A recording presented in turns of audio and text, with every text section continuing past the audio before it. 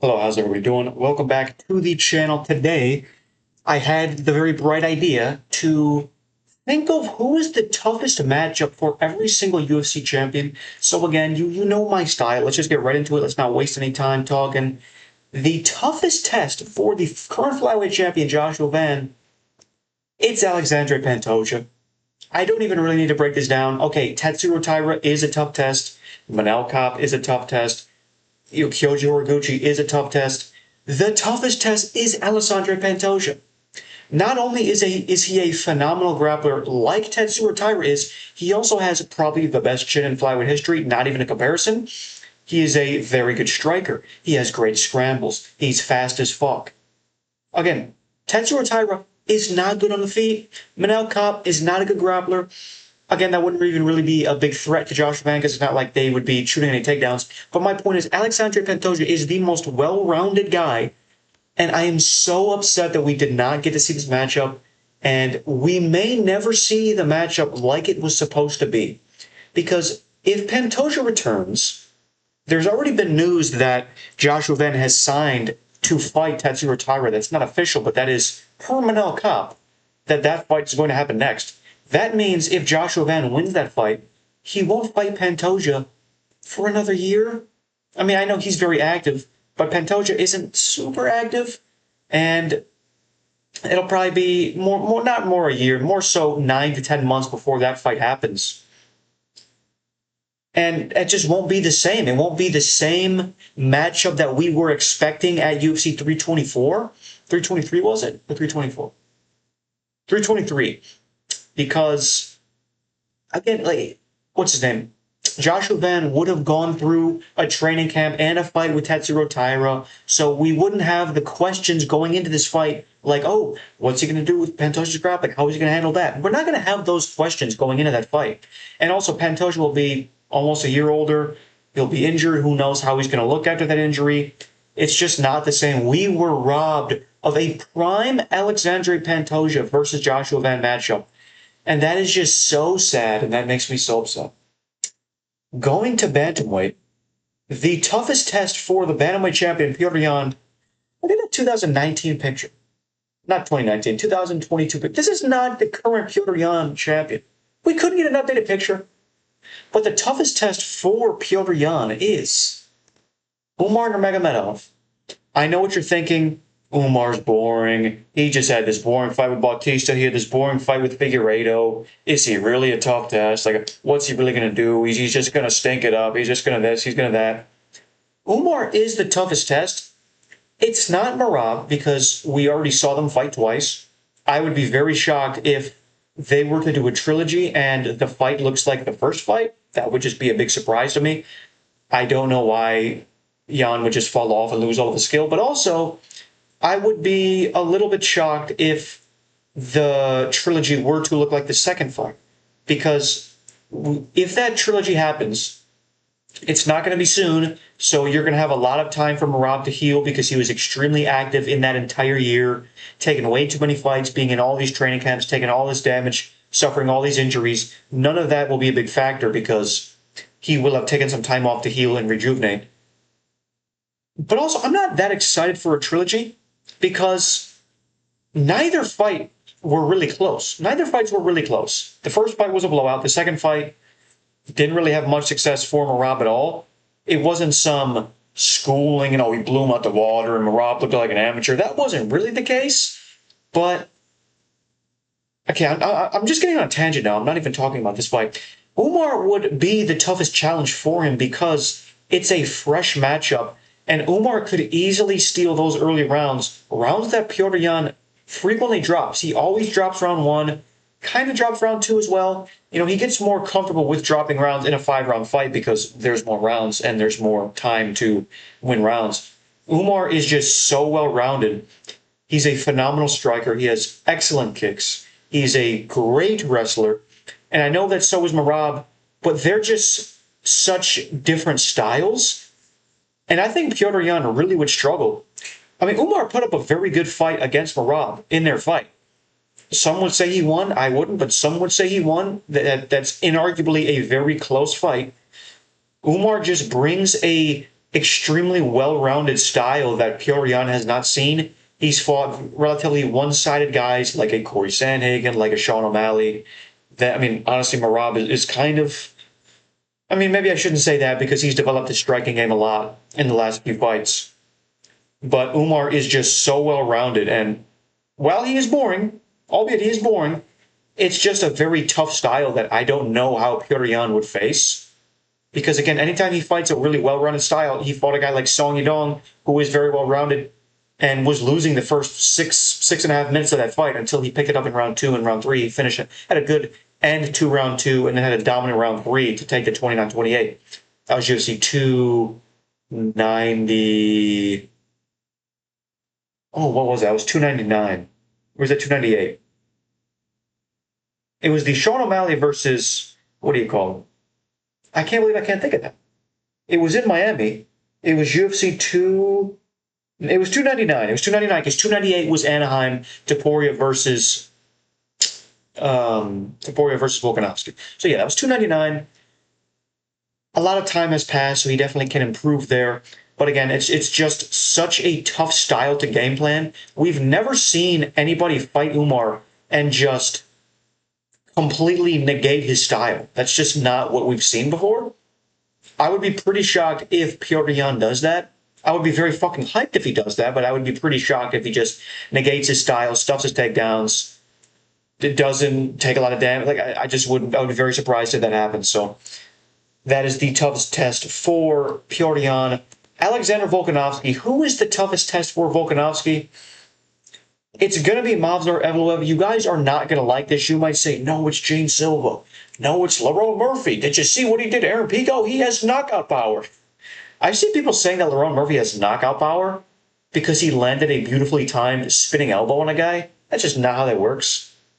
I mean, are we going to say that fucking Leon Edwards has knockout power because he head kicked a guy? It's just a dumb argument that I've seen people make. Movsar Evloev is the toughest test for a Volkanovski right now because, number one, he's not going to stand with Volkanovski because why would he? Even though he's not some slouch in the feet. Some people see that he just has decisions and they see the EV, so they think, okay, only decisions, he's a wrestler and he's Russian, okay, so he's just boring and he's just a bad fighter, right? That's how that works? No, it's not the case at all. Evloev is a really good fighter. He is actually really underrated when you're thinking of his well-rounded ability. Phenomenal wrestler, great scrambles, phenomenal back control. I would really fear for Volkanovski in this fight because I can so see him getting taken down. And we've seen his grappling regress in the last 2 fights, the last 2 Diego Lopez fights. He really struggled to get Diego Lopez down and really do much on the ground when he did get him there. Didn't hold him down. Movsar Evloev is freakishly strong. That may be for another reason. I'm not going to make any claims. Everything is alleged. But, you know, the dude is fucking shredded. Absolutely fucking shredded. This picture is not doing him justice. Look at his weigh-ins, the ceremonial weigh-ins for UFC 310 when he fought Aljamain Sterling. He's fucking diced. Like, look at this guy. He's incredibly strong. He's not very active, which does scare me. He had a close fight against Arnold Allen, but Arnold Allen is a tough out. He's a tough cookie, as I hear people saying. I see a lot of people saying that people are tough cookies. I think that's a funny-ass phrase. But yeah, he's a very tough cookie. Movsar Evloev is the best wrestler in this division, and I don't really know why nobody talks about that. People just think, oh, he's boring, so he's going to lose to this guy. Volk schools him, bro. Have you seen? I get that you can say, okay, he didn't get submitted by Islam, but the thing is, he got fucking controlled by Islam for minutes on end, and he lost the fight because of that. He lost 2 rounds because he had his back taken for 4 minutes. You can say that, oh, it was a moral victory for Volkanovski. He didn't get submitted. He's just, okay, Volkanovski, no one will ever submit Volkanovski. But number 2, he lost that fight because of the rest, because he got controlled for minutes on end. I would be shocked if Movsar Evloev cannot do that to Volkanovski. Watch that Aljamain Sterling fight. Fucking great fight, by the way. One of the most underrated fights, underrated performances. I'm going to do a video on the most underrated performances, but Phenomenal performance by Evloev against Sterling, who is a very formidable opponent when it comes to the grappling. Movsar Evloev has phenomenal control, excellent takedowns, excellent trips. He can steal 3 rounds, maybe 4 rounds in the grappling with Alexander Volkanovski. And again, I would just be shocked if he doesn't win that fight. And that, again, no one wants to say that. We all love Volkanovski. I know that we do. And I would pick him against a guy like Gene Silva. I would pick him against a guy like Lerone Murphy. We got to be honest with him, with ourselves. He doesn't beat Evloev. I know we don't like Evloev because of some things that we're not going to say on this because I think it age restricted. And I know he's a little bit of a weirdo. He's got some weird proclivities and some weird interests. I'll leave it at that. Evloev wins that fight, all right? Lightweight. Who is the toughest matchup for Ilia Topuria at lightweight? Well, let me tell. Well, and also let me just say this. It doesn't have to be in their division. It could be at a different weight class. I did forget to mention that in the very beginning. So the toughest test for Ilia Topuria could be a welterweight. The toughest test for fucking this guy could be a guy above him in weight class or a guy below him in a weight class. The toughest test for Ilia Topuria is Arman Tsarukyan. It's not Islam Makhachev. And you're probably wondering, how the fuck is it not Islam Makhachev? He's much better than Arman Tsarukyan. You're right. If Ilia Topuria were to go up to 170 to fight Islam Makhachev, yes, it would be the most entertaining fight ever and one of the biggest fights ever. It wouldn't be fucking close, and it just wouldn't even really be fair. Because Ilia Topuria is not a fucking welterweight. He is a featherweight who once fought at bantamweight, not in the UFC, but he once fought at bantamweight. Now, yes, he did have some issues making bantamweight, but he did fight at bantamweight. Him going up to 170 would be fucking ridiculous. Again, I would love to see that fight. Islam Makhachev, yeah, it just wouldn't be a close fight. Arman Tsarukyan is the tougher test for him because they are very equal in size, just about equal in size. Tsarukyan is much more dense and compact and bulky than Ilia Topuria is, and he's stronger than him. Dude, I remember I made a video after he beat Dan Hooker. I said, you know what? I think Arman Tsarukyan beats Ilia Topuria. People were fucking destroying me. That's not a crazy opinion to say. That's not a crazy thing to say that Arman Tsarukyan beats Ilia Topuria. Okay, yeah. Can Ilia Topuria knock out Arman Tsarukyan? Of course he can. Would I be surprised if he does? No. But Arman Tsarukyan is the best grappler at that division. It's not Gamrot. It's not Charles. It's Arman Tsarukyan. Simple as that. He's fucking insanely strong. Phenomenal takedowns. He's even improving on the feet, by the way. People don't really talk about this. Arman Tsarukyan is nice on the feet. He has phenomenal chain wrestling. He chains the takedowns into the. I just said that whole sentence wrong. He sets up the takedowns with his striking so beautifully. Do you really mean to tell me Arman Tsarukyan can't take down Ilia Topuria? I know that we saw him grapple with Charles Oliveira, and it was extremely, extremely impressive. I will give you that. Arman Tsarukyan is a different kind of grappler. He will get you down. He can hold you down. He can threaten submissions. I don't think Arman Tsarukyan would submit him. I think he can. He is fucking insane ground and pound, by the way. Probably top 3 ground and pound in the sport. Again, nobody talks about that too, because we all hate Arman Tsarukyan because he allegedly missed weight. We don't even know for a fact if that was the case. And is it annoying that he pulled out on a day's notice? Of course it is. But again, you can't fucking condemn this dude forever. He's paid his dues. He is waiting as a backup. He took a fucking Dan Hooker fight. He took a Dan Hooker fight. Now, I know in hindsight that looks worse now after the loss to Benoit, but he took a Dan Hooker fight. He didn't take a Max Holloway fight. He took a Dan Hooker fight. He didn't take the Charles rematch, which was talked about. He took a Dan Hooker fight. So, Arman Tsarukyan, I think I may pick him to beat Ilia Topuria if that fight happens. I really might. I'm not sure. And by the way, Ilia Topuria, my favorite fighter in the sport, bar none. Not even close. There's not even a close second. I've been a fan of this dude since he was 11-0. I was one of the first fuckers to talk about this guy. Me and Jorge Masvidal were one of the first guys to talk about Ilia Topuria. I don't know if you guys remember Masvidal. He was putting he was putting Ilia Topuria on the map, and he was pronouncing his name all wrong. That's funny. I don't know if you guys seen that interview. Let's see who was next. Oh wait, the toughest test for Islam Makhachev. Is it Ilia Topuria? Is it Michael Morales? Is it Ian Gary? Is it Carlos Prates?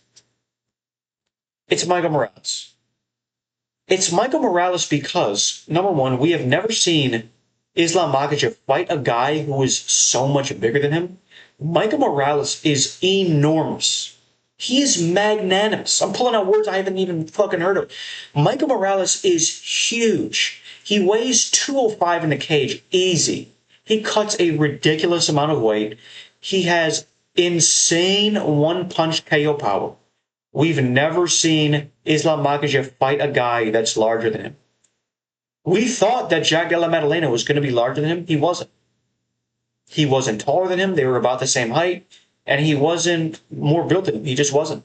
He put on a lot of weight, Islam did, in the bulking to 170 journey that he did. Michael Morales is so dangerous because you have to be directly in his grill to do anything to him. You can't be in boxing range at all. You can't be at kickboxing range at all. You have to be directly in his grill at all times or else you're fucked. He is one of the scariest fighters in the UFC. He is one way that I will say that Islam can win is if you watched Michael Morales versus Neil Magny. Neil Magny was controlling him against the cage for minutes on end, which was really concerning, and that wasn't even that long ago. If I remember correctly, that was October of 2024. I want to say that was the Jared Cannonier versus Caio Borralho card. Can we fact check this? Can we do a live fact check on this? It was August. Okay, so that was like a month. Yeah, I was a month off, a couple months off. He was controlling him against the cage and kind of rendering him useless. I easily think that Islam can win this fight. Also, if this fight does materialize, I'm picking Islam to win. But Michael Morales is, bar none, his toughest test at welterweight. Carlos Prates is, but we've seen him get out grappled, and we've even seen him get outstruck. Ian Gary outstruck him for 4 rounds. The UFC fans are allergic to the truth if it's a guy they don't like. I get that Neil Magny, or not, I get that Ian Gary is weird and he's a little bit of annoying and he's childish. I get all that. But you need to put things aside when you're analyzing a fight. He outstruck him for 4 minutes, but all they're going to talk about is, oh, dude, he had him a doggy style in the last 30 seconds. Shut the fuck up, dude. Is that all that matters? Is the last 30 seconds of a fight all that matters? Are we going to ignore the first 4 rounds when he was getting schooled? Carlos Prates is not the toughest test for him because of all the reasons I just said. Sean Brady is not really a factor now because he just got KO'd. Kamaru Usman is not a tougher test because he doesn't have the danger factor to him anymore. Honestly, I would say that current Michael Morales is more of a threat to Islam than prime Kamaru Usman is. And the only reason being is because of that power and the fact that you can't stand at range with him at all. Not in boxing range, not in kickboxing range. You can't fucking move around. You can't stick a move. You can't jab here. You can't fucking teep his body here. You have to be in his grill shooting takedowns 24/7 or else you lose. He's that dangerous. I feel like I'm talking about him like he's a fucking villain or something. Okay, but ignore that. But yeah, those are not the toughest sets. And it's not Ilia Topuria because he would just be minuscule compared to him. It wouldn't be even close. When we see these two, I shouldn't even say one because the fight's not going to happen. Again, unfortunately, the fight's not going to happen. But if it does happen, there will be such a difference in size, it will almost be funny. We will be laughing at how different they look in size. They will look 2 weight classes apart because they are. But I'm telling you, they will. Who is the toughest test for Khamzat Chimaev? Hard to find one. Very hard to find one.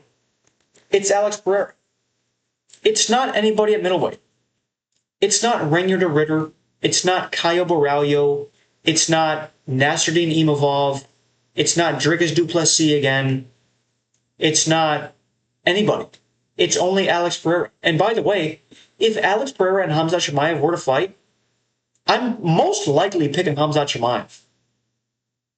He's that unbeatable. He is that skilled. Yes, he is skilled. Again, regardless of his last fight, he's fucking skilled. He has great power. He is a very good striker. He has pretty dangerous body kicks. He has the best takedowns that we've probably ever seen and we probably ever will see.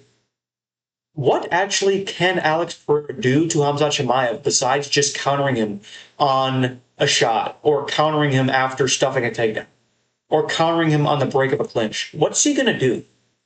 Is he just going to jab him up? Is he going to stuff all his takedowns? Is he going to oblique kick him and keep him at bay? Is he just going to, what's he really going to do here?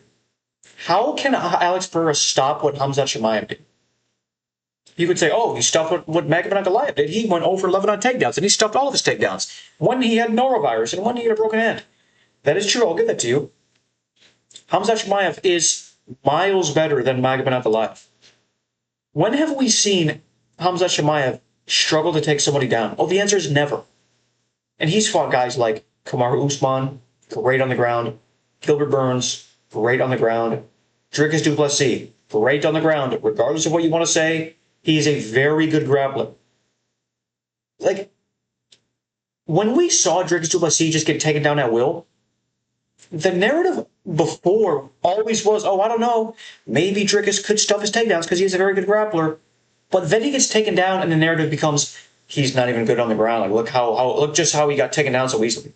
The thing is, he's not bad on the ground. Khamzat Chimaev is just that good that he made him look that bad. It's the same with Islam Makhachev and Jack Della Maddalena. Jack Della Maddalena is a phenomenal grappler, great jiu-jitsu. Islam Makhachev is just that much better, and he made him look that bad. It's like how Calvin Kattar, he's a good striker, but Max Holloway is just stratospheres better and made him look like a fool in that fight. That's kind of the situation. Khamzat Chimaev, I just don't see a way where Alex Pereira will continue to stuff his takedowns. I'll give him the first few, but he's going to keep going, and he's not going to run out of gas. But that was always the big question. Oh, you know, he might slow down as the fight goes on. He's slowed down against Usman. Okay, well, he just showed that he can go 5 rounds and take you down from round 1 to round 5, from minute 1 to minute 25. So Khamzat Chimaev just seems unbeatable, and Alex Pereira would be the guy to beat him. It's absolutely not anybody in the middleweight rankings. It's not even any dark horse like, oh, I don't know. What about when Bo Nickal gets up there? What about Joaquin Buckley? He's got big power. You think he can go back up to 185. It's not fucking, oh, RDR is going to string in a win or two and he's going to beat him. Or, oh, Dricus is going to improve. It's not going to happen. Nobody at middleweight beats him. Who's next? Who is the toughest test for Alex Pereira?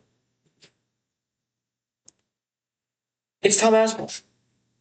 I could make the argument that it's Khamzat Chimaev because I just talked about that for minutes on end. But I think the Alex Pereira versus Tom Aspinall fight is much more likely to happen than the Tom Aspinall versus... Sorry, let me rephrase that.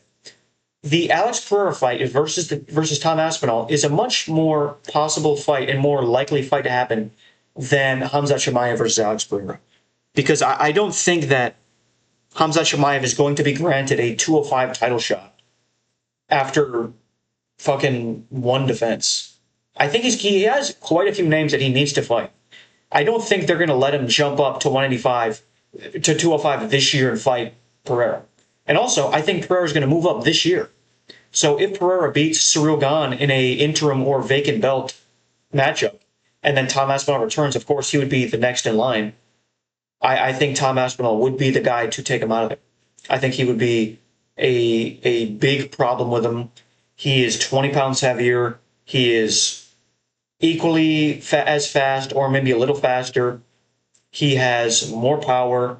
He is a very formidable opponent on the ground. He can definitely take you down. He can definitely threaten submissions. He can definitely control you on the ground. He can definitely win rounds just off his wrestling, off his pure wrestling. He can definitely grab a hold of submissions and threaten submissions for minutes on end. Tom Aspinall is just so damn good and so well-rounded in every facet of martial arts.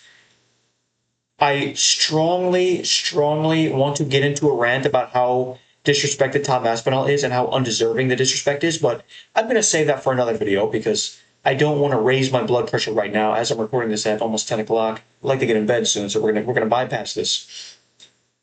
Tom Aspinall, how can he not take down Pereira? How can he not do it? Oh, he didn't even take down Cyril Gahn, and Cyril Gahn sucks on the ground. He shot one takedown, one half-assed takedown, and he got his eye poked while he was shooting the takedown.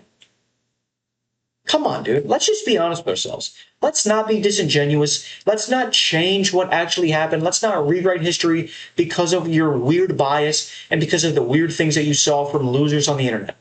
Let's call a spade, okay? Tom Aspinall, we've seen him take down Alexander Volkov with ease and turn him into a pretzel. We've seen him take down guys like Andrei Arlovsky, and I know that was older Arlovsky, but the point is, he is a very, very good grappler. He's got really good takedowns. He himself has said he would waste 0 time standing and trading with Alex Pereira, and he would just rugby tackle him. That is smart. That's what you should do. How can Tom Aspinall not take him down? And again, I'm not saying Tom Aspinall would just take him down and get him out of there in 2 seconds. I think Alex Pereira has solid takedown defense, and also he has an underrated ability to get back up. But I think Tom Aspinall is a very dangerous opponent for him because Alex Pereira does get clipped in the boxing range. We've seen Ankalaev clip him in the boxing range. We saw Israel Adesanya knock him out cold in the boxing range. Tom Aspinall has a very dangerous blitz. He has very big power.